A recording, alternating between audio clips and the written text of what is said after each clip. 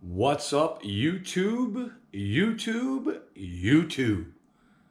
Hope all is well. This is Mark, Waist Deep Wade Fishing, Southwest Florida. Quick update, letting everybody know, my health is getting better. Had a little situation. I'm sure some of you guys saw the video clips on Facebook and Instagram. Was a little overworked. Malnourished, not enough vitamins, not enough rest, not enough water. And the body said it's time to take a break. So, for the last 4 or 5 days now, we've taken it easy, no videos, rest, vitamins, sleeping as much as possible, letting the body heal. And we're progressively getting back to where we need to be so I can get back out on the water. Cater to my clients, get my footage going, and of course make all the sponsors happy. That's a part of what we do here. So today, there's a lot of other videos out there that pretty much are, doing what I'm about to do, but I'm going to go into it with a little bit more depth, and I'm going to cater more to the person, on the kayak, the person wade fishing, and, the person with, the really, really skinny water boat. We're going to go into depth for the people that, do what I do. And again, being a wade fisherman, you are limited. You have to find these spots. And you have to find feeding zones. So, that leads us to where we are today, and the basis of this video.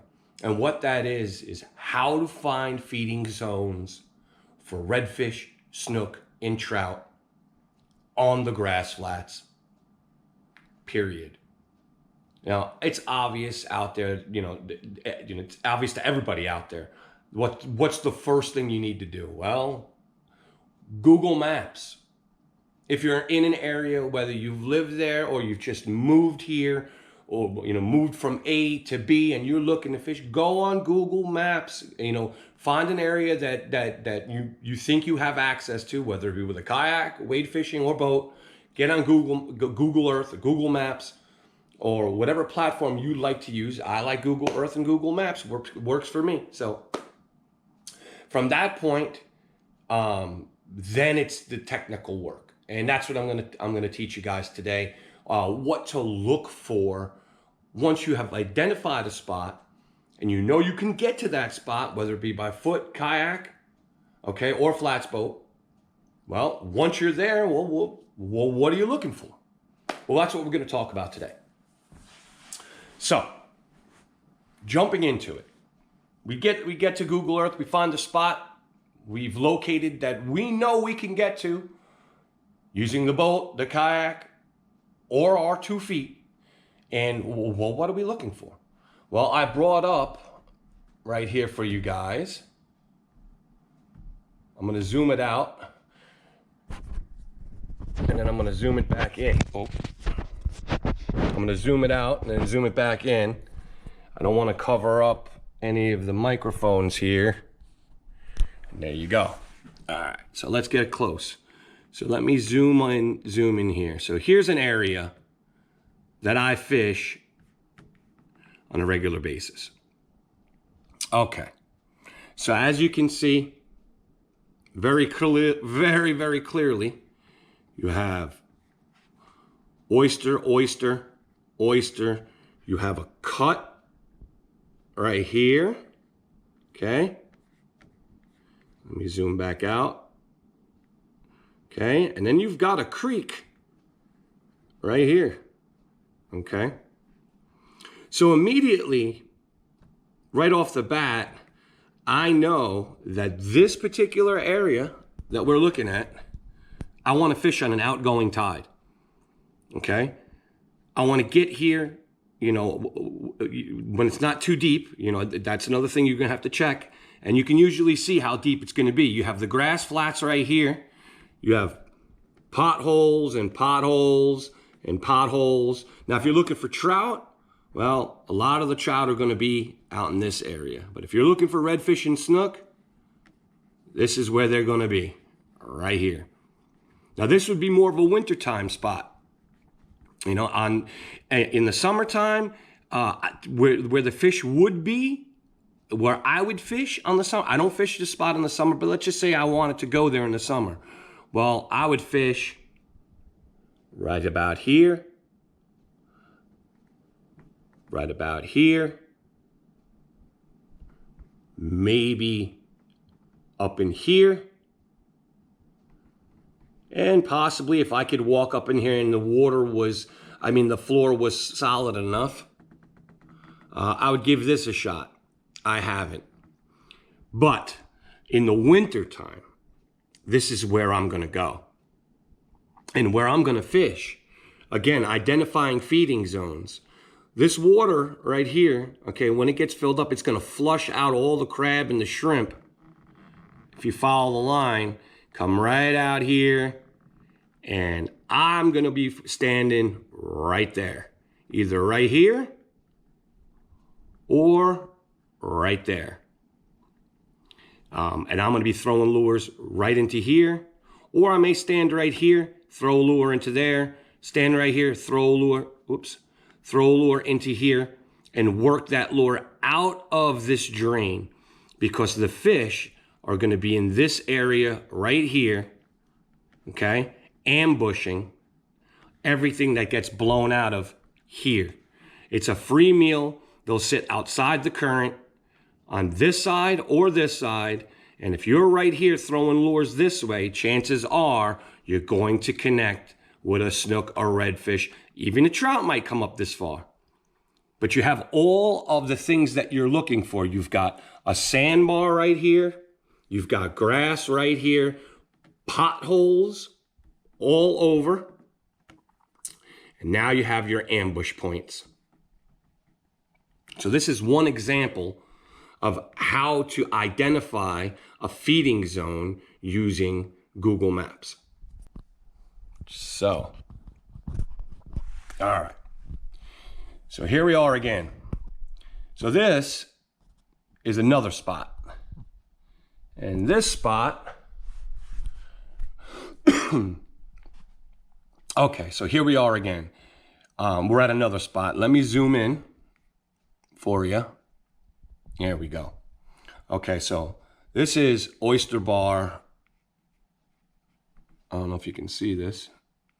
This is oyster bar number 1, oyster bar number 2, oyster bar number 3.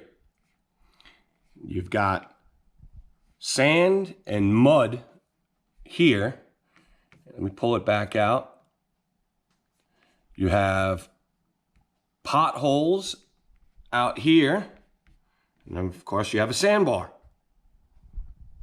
right there. So you've looked this up on the map. It looks good. You know you can get to it. What do?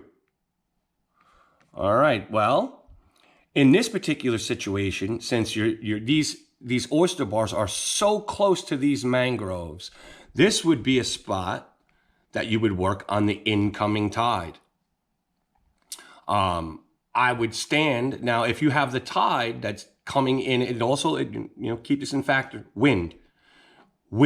If the wind was, and the tide was coming in, and the wind is coming this way, well, I'm gonna stand over here, maybe over here, maybe over here, while the wind is pushing this way, and I'm going to be throwing lures over these over these oyster bars like so, and bringing the lure back over the oysters where all the fish are going to be feeding. So another example of a fishing spot or a fishing zone that now you would work completely different than the zone I just showed you, okay? Now, if you had, just a regular wind, low wind, 2 to 5 knots, and you had, a good strong incoming tide, I would sit here, throw my lure out through the mud and the grass, because these redfish are going to feed around, not on the oyster bar, but around the oyster bar as this water's coming in. All of their bait fish and the shrimp are going to be hiding right here on top of these oysters, but the redfish are going to be out here, over here, over here, and over here. So you don't want to spook these fish. So in this particular situation, I would stand here and throw my lure out that way, here and throw my lure out this way, here and throw my lure out this way, here and throw my lure out this way, and here and throw my lure out this way. And keep working these as that tide is coming in. Now, once that tide has fully come in, well, then I would walk out to about here, walk out. Once these oyster bars are completely covered and that water is up along this mangrove line, I would start throwing from here over the oysters into the mangroves and bringing that lure back across to me. Stand here, over the oysters into the mangroves, back to me. And same thing right here. That is just another example of how to find a feeding zone, and when you find it, how to work it.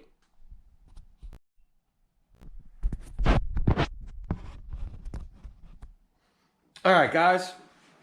So I'm going to throw one more scenario out there for you, just to give you a little extra help on how to find feeding zones on the grass flats using Google Maps, Google Earth, or whatever platform you decide to use on your computer for locating spots. So here we have a different spot, a different area that I fish, and this is a trout feeding zone, and I'm going to show you how I use the maps to go ahead and pinpoint spots that once I'm going to walk out onto the flat, I'm going to know how to work it. So let's jump into it. Bring the camera with me, and I'll show you how I would dissect this area and where I would go first and why. So here we have a grass flat that is littered with potholes. Let me zoom in. Okay. We'll start here. So in this particular situation, in this particular area, which I fish frequently, okay, I would be working on a low tide. I would get here on the very, very bottom of the outgoing tide, okay? So this way would give me 4 to 5 hours of incoming water to fish all these potholes here. Right here where you see me circling, these are all heavy duty potholes that hold tons of big trout. Tons. So here's the shoreline. Here's the mud flat. Here's the beginning of the grass. Here's the potholes. Here's the deeper potholes. So let me move this out over here a little bit for you. And let's begin. So we get out onto the flat, and of course, you know, we're using lures of whatever choice, whatever decisions you've made, whatever you think would work best. I have videos that are, you know, on my YouTube that will help you choose what is the best lure for, you know, what's the best lure for each situation. But let's say we're out here and we have an incoming tide. Okay? So it's low. We have the transition to an incoming tide. There's going to be really no water here. Okay? And these little potholes, I mean, they may have an inch or two of water, but the trout aren't going to be in an inch or two of water. Okay? You know, you want to get at least to ankle, you know, excuse me, at least to knee, between knee and waist deep. And that's where these potholes come in. So if you see right here on my camera where I'm pointing, each one of these little potholes here, and there's many, many more. I mean, these little spots right here, these are all potholes. I mean, there's thousands of them out there. Okay, you could stay there for days and never fish them all. But how you fish them correctly is, well, the tide is going to be coming in this way. Okay, follow the pointer this way, this way, this way. Now, if you have a super negative tide, you might want to work out here in these deeper potholes. Okay, but just say, for instance, that this is just a regular tide. It's low. The water's coming in. It's starting to the grass flat is starting to flood. So you're right about here.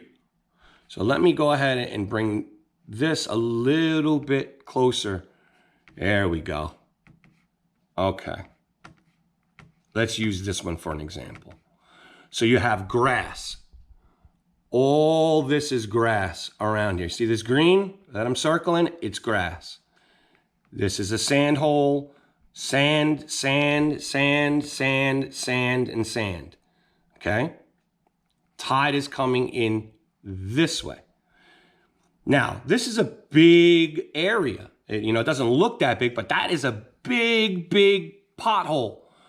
So I wouldn't waste too much time throwing at big, big, big potholes. I'd throw a few across it, you know, throw my lure this way, bring it back, throw my lure this way, bring it back. Spend maybe 5 minutes, you know, casting 30 yards this way, 30 yards this way, 30 yards this way. If I didn't pick nothing up, I'm looking for that pothole that is out of the ordinary, that one that's solitary. Now, I'll give you an example of that right here. That one. Okay? You have all these other potholes right here, but you have this one little one right there. So I would walk maybe to over here, and of course fish all these different potholes. I mean, you know, you're going to pick up fish on the way. But the isolated potholes, that one,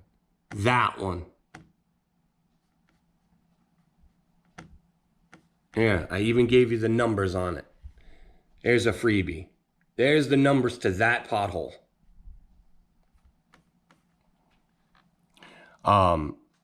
You want to find these isolated potholes, okay? And that is going to give you the ability to find big fish.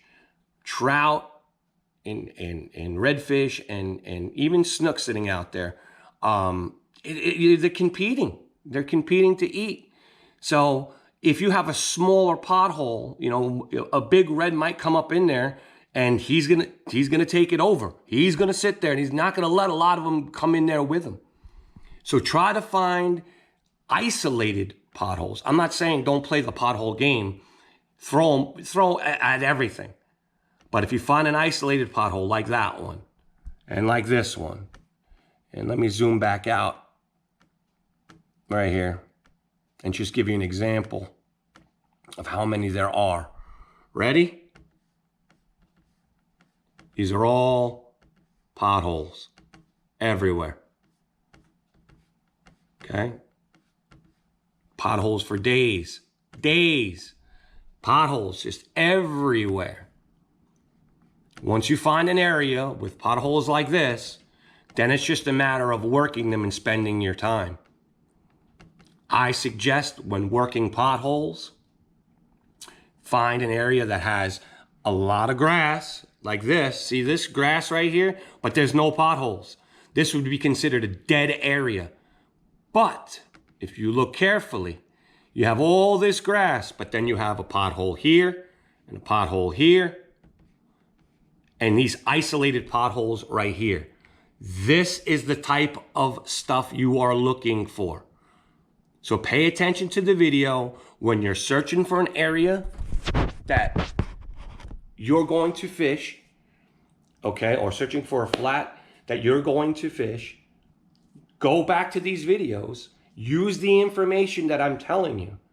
It's not that difficult. You know, a lot of people that make it so technical and so difficult and all hoops and whistles and the hardcore editing. I'm showing you everything in the rawest form of what to do.